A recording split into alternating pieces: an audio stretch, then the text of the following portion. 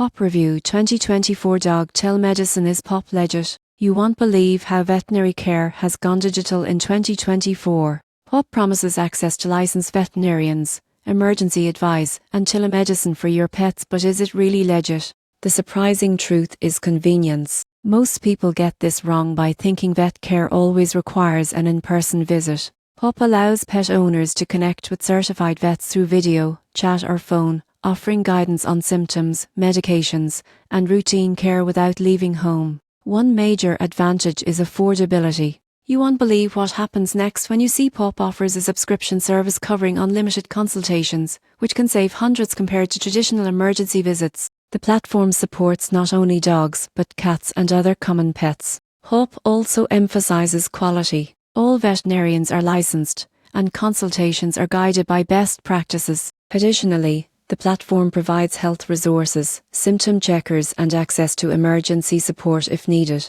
However, there are cons. Telemedicine cannot replace hands-on examinations, vaccinations, or surgeries. Some specialized cases may still require in-person visits, and subscription fees may not appeal to owners who need occasional advice only.